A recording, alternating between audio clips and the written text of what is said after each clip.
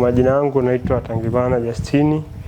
Mimi ni mwenyekiti wa kituo cha taarifa na maarifa kata yetu ya Mabogini, kinachoitwa Mabogini KC.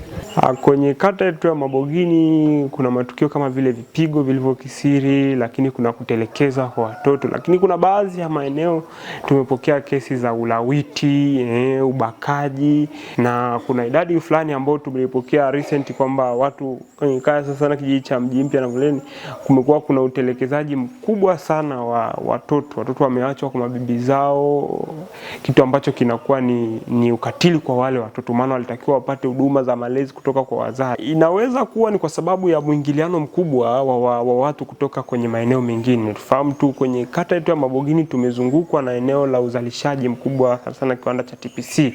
Kwa hiyo kumekuwa kuna mwingiliano wa watu sana, lakini pia imani zile za utafutaji.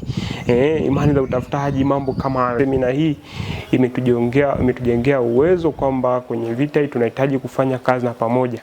Tumekuwa na baadhi ya wadau hapa, lakini pia serikali yetu nzuri ya Jamhuri ya Muungano ngazi ya kata ya Mabogini tumekuwa na afisa maendeleo, lakini tumekuwa na polisi kata. Lakini mbali na hilo tumejaribu kupitishwa kwenye mchakato ule wa msingi au mchakato ule wa kisheria ambao umeonekana kwamba ndio tulivyotakiwa tufuate wakati tunapokuwa tukiprocess au tukipata wale wahanga wa matukio ya ukatili wa kijinsia. Maana kabla ya semina watu wamekuwa wakifanya, lakini hawafikii zile ngazi husika hata kupata matokeo kwa sababu ya kutokuelewa hizi hatua. Baada ya semina hii tumepitishwa walau kwa sehemu na kufahamu kwamba tunapokutana na changamoto hizi za ukatili kwenye jamii yetu ni hatua zipi na zipi tumepaswa kuzifuata ili kuweza kuyafikia yale matokeo ya muhimu.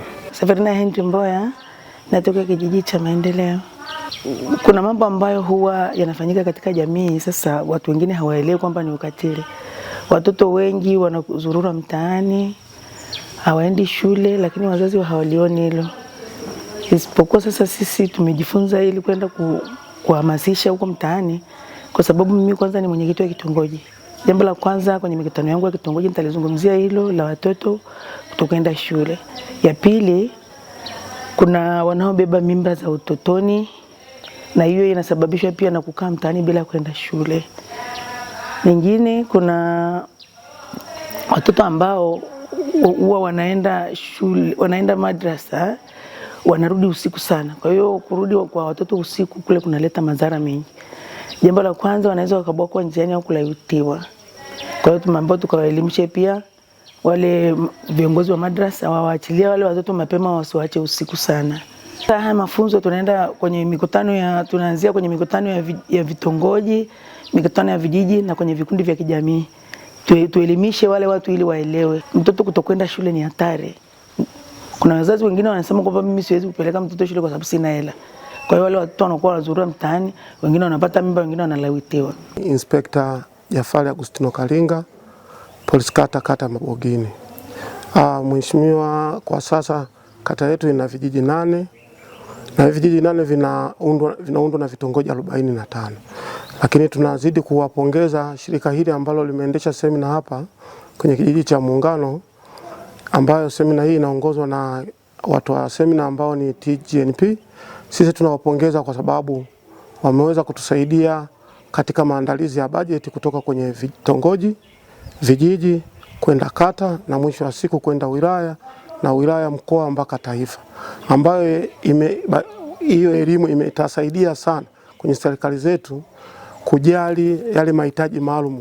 Ombi letu kwao, wasikate tamaa kuendelea kuisapoti serikali katika gurudumu hili la maendeleo katika kata Mabogini, ambalo litatusaidia sisi kutoa elimu katika vijana kutokujihusisha na madawa kulevya, vijana kutokujihusisha na masuala ya ubakaji na ulawiti, lakini pia tutaweza kuzuia zile mimba za utotoni kwenye mashule. Kwa hiyo tutafika kutoa elimu kule, kwa sababu kwa hiyo nguvu ambao mabalozi waliopata hii elimu wote wakifika kule walau tu kwa 60% uhalifu Mabogini hautakuwepo. Tunaamini Mabogini bila uhalifu inawezekana.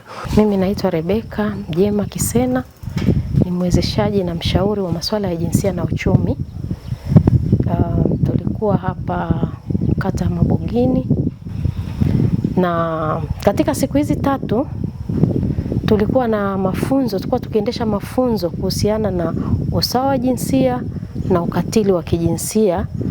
Kwa siku yetu ya kwanza ambayo ilikuwa siku ya Jumatatu, tulikuwa tunaangalia jinsi ambavyo usawa wa kijinsia, ukatili wa kijinsia unaweza ukachochea kupunguza masuala ya usawa wa kijinsia katika jamii. Na tukaangalia jinsi ambavyo ukatili wa kijinsia unatendeka katika nyanja tofauti tofauti.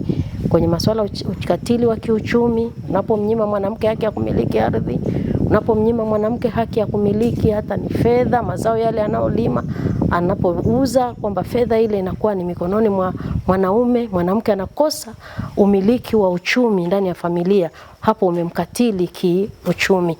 Tunapoenda kwenye masuala ya ukatili wa kimwili, ni pale anapokutana na vipigo, mwanamke anakutana na vipigo, mwanamke anakutana na kutelekezwa kama familia, yeye anabeba ile jukumu la watoto pale ndani, wengine hata wanakatwa masikio, wengine wanakatwa viungo vya mwili.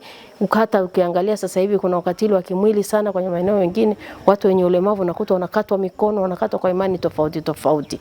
Kwa hiyo tunaangalia pia ukatili wa kingono, kwamba mtu mwingine anakufanyia ukatili wa kingono hata ndani ya ndoa. Tumeona kuna ukatili wa kingono ambao pia umefanyika sana, na watu huko wamekuwa wakikiri kwamba hata wanawake ndani ya ndoa wengine wanakakiri kwamba kuna ubakaji, kwa sababu mwanamke anakuwa hajaandaliwa, ni kama baba anakuja amelewa, anamvamia na kufanya mambo yanazidi kuwa magumu, na wakikataa ndio vipigo tena, ukatili wa kimwili unapoongezeka. Tumekuwa tukihamasisha sana kuona kwamba kunakuwa na huo uongozi wa wanawake ili kuweza kupunguza ule ukatili wa kijinsia na kuleta usawa ndani ya jamii zetu katika masuala ya afya, kilimo, elimu, maji, miundombinu na